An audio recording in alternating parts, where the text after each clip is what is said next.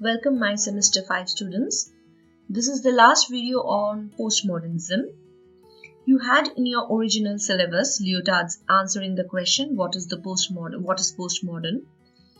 In your truncated syllabus, though you don't have the article, but I felt that you ought to know what's in it to understand postmodernism better, and so that's the purpose of the video. So with no further ado, let's begin. Before I begin, I'd like to first explain some concepts, some movements that is necessary to understand the article. The first is avant-garde or avant-gardism. Basically, avant-garde is a movement in art and aesthetics associated basically with the moderns. In my earlier videos when I have spoken about modernism, I had told you that innovation and experimentation is an important modernist feature. In line with such a position does, in the middle of the 19th century, evolve the avant-garde movement in art and aesthetics. The avant-garde are people or works that are experimental, radical, or unorthodox with respect to art, culture, or society. Reads the Wikipedia definition of the term. The avant-garde pushes the boundaries of what is accepted as the norm in art and culture. The first use of the word in the sense of its present meaning is to be found in St. Simonian Rodrigues' 1825 essay, The Artist, the Scientist and the Industrialist, where Rodrigue calls on artists to serve as the people's avant-garde, where avant-garde means something like advance-garde. Let me explain this further for those who are unable to understand the connection between avant-garde as a movement in art and common people. Actually, avant-garde is a term borrowed from military, where it is used to describe a small troop of highly skilled soldiers who went ahead of the rest of the army to explore the terrain and warn of possible danger. Thus, applying this to artists, the implication becomes the avant-garde artists can be described as a group of people who develop fresh and often very surprising ideas in visual art, literature, and culture at large, and thus can also work like avant-garde in the general movement of social progress and radical reforms. Now, avant-garde is not an unified movement as such, but a position. In the history of art and culture, this position reflected as a number of movements as for instance, Dada, Constructivism, Suprematism, Futurism, Cubism in art, the avant-garde jazz, and electronic music in the field of music, and also the emergence of photography as a medium. I won't go into much detail but to touch one or two of these movements. Say for instance Dada or Dadaism.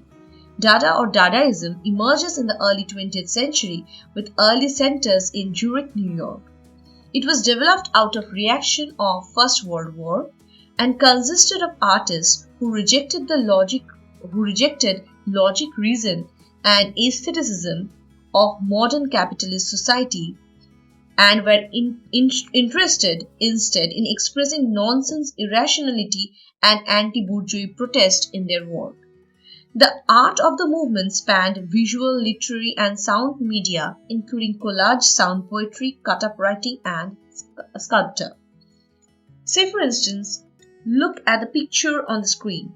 It's Dadaist artwork made by Raoul Haussmann titled ABCD. I have used the word made intentionally, for the artist here is more of a mechanic who had used scissor and glue and not paintbrushes and paints to express his view. The next picture here on screen is a Cubist artwork. This is an artwork by Pablo Picasso titled Girl with Mandolin. If you check the picture with concentration, you will see the object of the painting is analyzed, broken up and reassembled in an abstracted form. Thus, in a Cubist artwork, instead of depicting objects from a single viewpoint, the artist depicts the subject from a multitude of viewpoints to represent the subject in a greater context. So from this discussion and pictures, we can derive 2 points with confirmation. Firstly, the avant-garde can be considered as opposing the academic definition of art. Secondly, the art that we saw on the screen cannot be considered as figurative. The second concept that you need to know is realism. Realism's primary concern is how things appear to the eye rather than ideal representation of the world. I am not going into the details, but this small info on realism will serve my purpose. So now let's dive into the article. The article, if you see, is divided into 4 sections: a demand, realism, the sublime and the avant-garde, the postmodern. While reading the article, you should never forget the rejection of unity and totalitarianism by the postmoderns.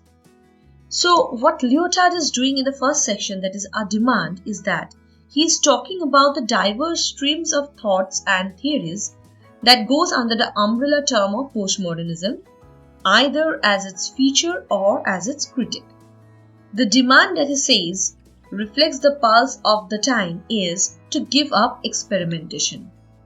Now, on one hand, he speaks of the giving up of experimentation as coming from those who consider themselves postmodern, and on the other hand, the demand comes also from modernist position where it is considered as tricks and caprices of postmodernism. He refers to the distancing from the Bauhaus project, selling of trans-avant-gardism that goes under the title of postmodernism. In reference to the critique that comes from the supporters of modernism, he also gives this example, as for instance he refers to French Weekly's review of 1,000 Platos as lacking sense, of course in a modern sense or enlightenment sense. He also refers to a reputable thinker as per whom postmoderns are escapist, for they have extricated themselves from the still incomplete project of modernity.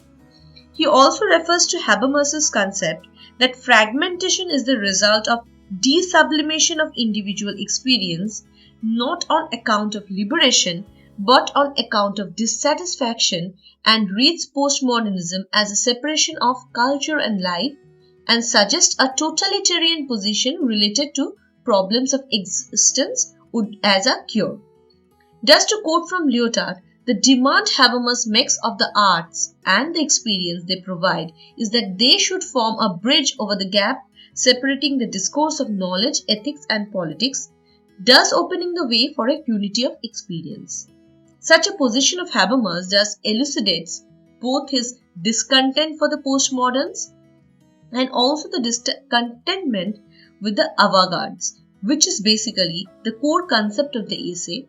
For Lyotard, through this essay, traces the similarity between the avant-garde project and the postmodernist one, and presents the aesthetics of both, and by doing so explains and answers what postmodernism is. In the second section, realism, he begins with reasoning this call for suspension of experimentation. He writes, "There is the same call to order, a desire for unity, identity, security and popularity.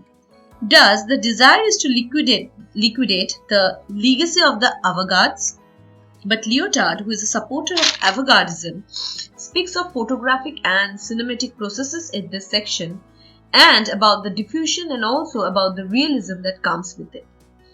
As an effect of the reality as depicted through this process, what happens is phantasm of realism, that is, multiplication of effects of reality happens.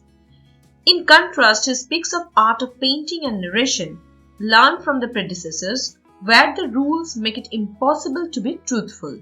Thus, the stabilization of reality desired is problematized by the avant-garde methods. He also points in this section about the a priori criteria imposed on art by political academicians, and that is beautiful. About trans-avant-gardism, he says that it is the realism of anything goes, which is basically the realism of money on account of absence of any real aesthetic criteria. In the third section, Lyotard speaks about sublime as an aesthetic criteria. He begins with referring to the issue of doubt.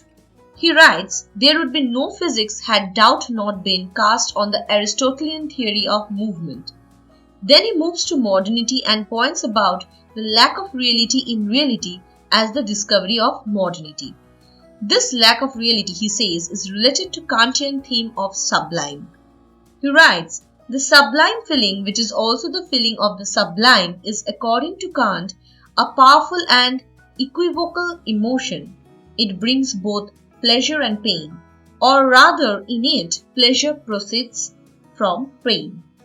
And this contradiction, he writes, develops as a conflict between all of the faculties of the subject, between the faculty to conceive of something and the faculty to present something. Referring to Kant, Lyotard speaks of the taste arousing out of it as reflective judgment, which may be felt in the form of pleasure, though such a state, building out of the unpresentable, obstruct the formation and stabilization of taste.